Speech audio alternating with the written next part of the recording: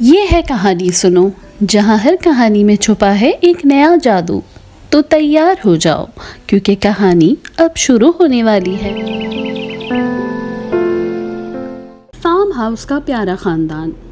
پیارے دوستوں، یہ کہانی ہے ایک خوبصورت سے فارم ہاؤس کی، جو ہرے بھرے کھیتوں کے بیچوں بیچ بنا ہوا تھا۔ فارم ہاؤس کے ارد گرد دور دور تک سبز کھیت پھیلے ہوئے تھے، جن میں خوشبودار پھول کھلتے اور تتلیاں اڑتی رہتی۔ فارم ہاؤس چھوٹا سا تھا، مگر اس میں محبت کی بہت بڑی دنیا بستی تھی۔ فارم ہاؤس میں ایک محنتی کسان رہتا تھا۔ کسان دن رات کھیتوں میں کام کرتا اور اپنے فارم ہاؤس کے جانوروں کا بہت خیال رکھتا تھا۔ اس کے فارم ہاؤس میں کئی جانور رہتے تھے۔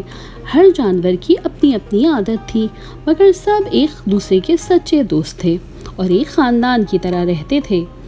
فارم ہاؤس میں ایک بکری تھی جس کا نام تھا چنکی۔ چنکی بڑی نرم دل اور سمجھدار تھی۔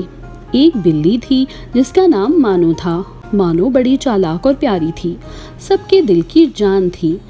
فارم ہاؤس میں ایک خرگوش بھی رہتا تھا جس کا نام گبو تھا۔ گبو بہت شرارتی تھا اور ہمیشہ کھیتوں میں دوڑتا پھرتا رہتا تھا۔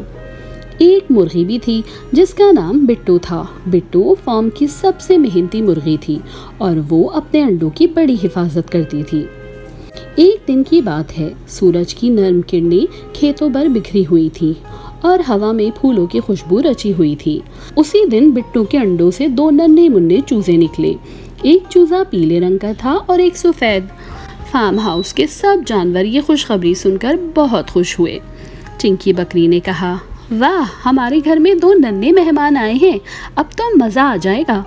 مانو بلی نے اپنی دم ہلا کر کہا، میں تو ان کا بہت خیال رکھوں گی، جیسے اپنی بہنوں کا رکھا تھا۔ گبو خرگوش خوشی سے اچھلنے لگا اور بولا، اب ہمارے کھیلوں میں مزید مزہ آئے گا۔ سب جانور جمع ہو گئے اور چوزوں کو دیکھنے لگے۔ چوزے چھوٹے چھوٹے، نرم و نازک اور بڑے ہی پیارے تھے۔ سب جانور ان کے گرد گھوم رہے تھے اور ان پر پیار نچھاور کر رہے تھے۔ چنکی بکری نے چوزوں کو اپنی نرم تھوتنی سے سہلایا اور کہا، میرے بچے جیسے ہی لگتے ہیں یہ چوزے۔ مانو بلی نے کہا، چلو ہم سب مل کر ان چوزوں کو کھیل سکھاتے ہیں۔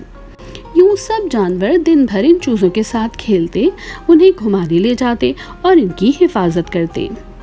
بٹو مرغی بھی بہت خوش تھی کہ اس کے بچوں کے لیے اتنے پیار کرنے والے دوست ہیں۔ مگر ایک دن ایک عجیب بات ہو گئی۔ چوزے کھیتوں میں کھیل رہے تھے اور سب جانور اپنی اپنی جگہ پر مصروف تھے۔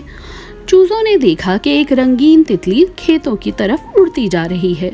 دونوں چوزے تتلی کے پیچھے پیچھے دوڑ پڑے، تتلی آگے آگے اور چوزے پیچھے پیچھے۔ دیکھتے ہی دیکھتے چوزے فارم ہاؤس سے دور نکل گئے اور گنے کے کھیتوں میں جا گھسے۔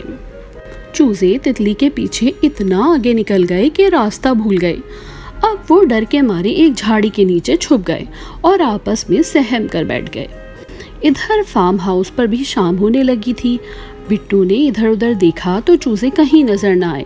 اس کی پریشانی کی کوئی حد نہ رہی۔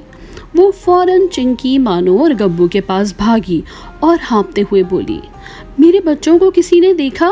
وہ دونوں چوزے کہیں دکھائی نہیں دے رہے۔ چنکی نے فوراً کہا، ہم سب مل کر ان کو ڈھونڈیں گے، تم فکر نہ کرو بٹو۔ مانو نے اپنے کان کھڑے کیے اور بولی، چلو میں اپنے خاص انداز میں ان کو ڈھونڈ نکالوں گی۔ گبو خرگوش نے کہا، میں دوڑ لگا کر دیکھتا ہوں، شاید مجھے کوئی سراغ مل جائے۔ یوں سب جانور چوزوں کی تلاش میں نکل پڑے۔ چنکی بکری اپنی دھیمی رفتار سے کھیتوں میں گھومنے لگی اور ہر جھاڑی میں جھانکنے لگی۔ گبو خرگوش لمبی لمبی چھلانگیں لگا کر ادھر ادھر دوڑتا رہا۔ مانو بلی اپنے نرم نرم پنجوں سے دبے پاؤں چلتی رہی اور ہر آواز پر کان کھڑے کرتی رہی۔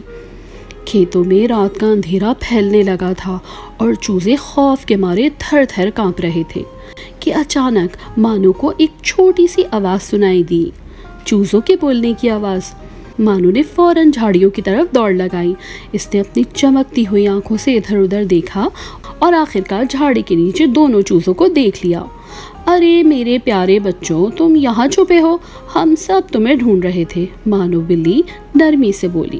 چوزے مانو کو دیکھ کر خوشی سے نڈھال ہو گئے۔ وہ فوراً اس کی طرف دوڑے۔ مانو نے ان کو اپنے نرم پنجوں میں تھام لیا اور پیار سے چاٹا۔ پھر وہ انہیں فارم ہاؤس کی طرف لے کر چل دی۔ فارم ہاؤس پر سب جانور مانو اور چوزوں کی واپسی پر خوشی سے اچھلنے لگے۔